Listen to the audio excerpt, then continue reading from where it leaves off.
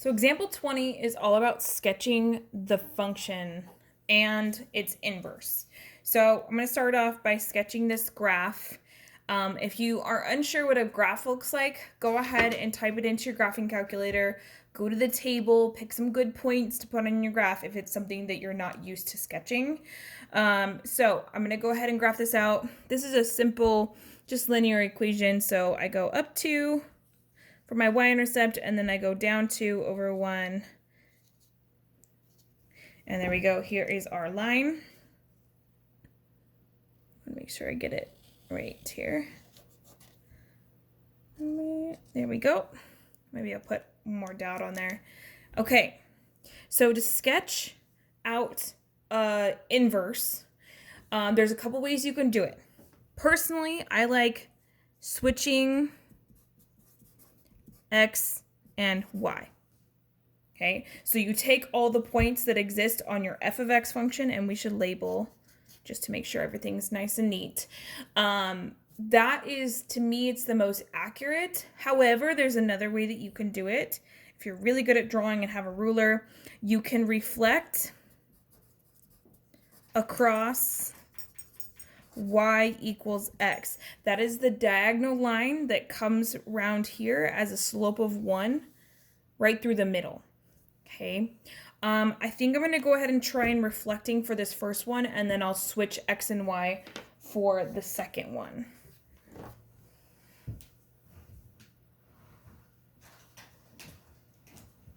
Okay, let's see. So my line is here, right in the middle. And if it's a straight line, these ones are pretty easy to do with the reflection. If you have curved lines, it makes it very hard. So I would recommend going and switching X and Y and sketching that way. But straight lines are a little bit easier. So let's go ahead and draw it. Okay.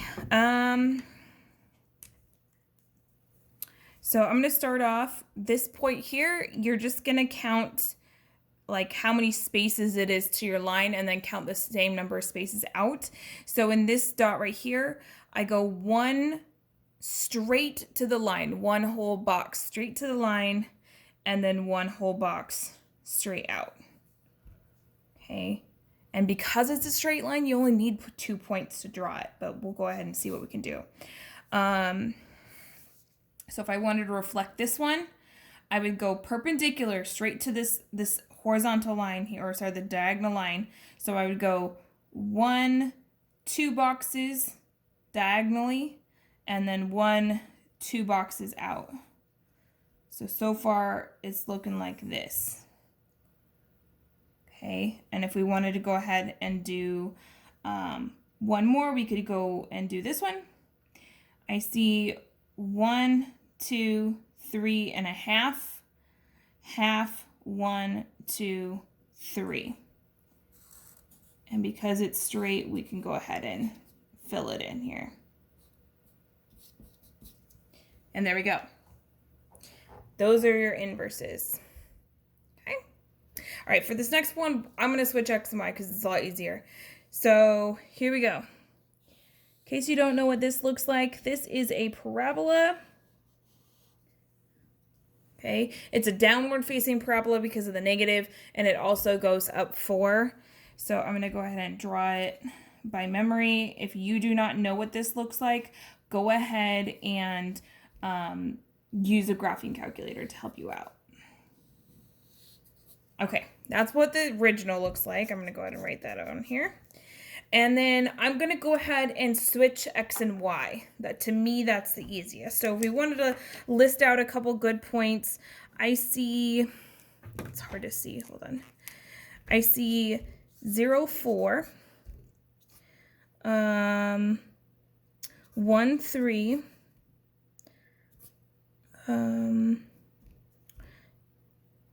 2, 0.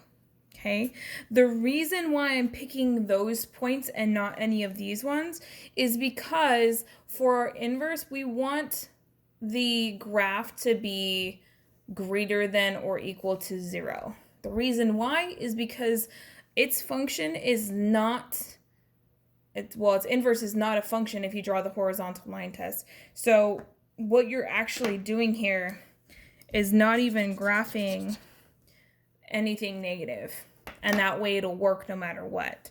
So I shouldn't have really graphed this part right here. So let's put these 3 points on there and see what it looks like. So 0, 4, 1, 3, 2, 0.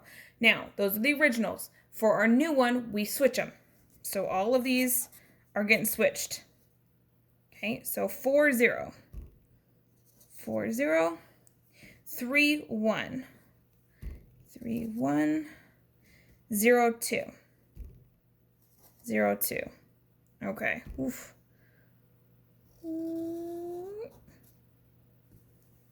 Okay, it looks kind of messy. Let me cover this up so you can see it better. So you can kind of tell that it's a reflection if I had this diagonal line in here.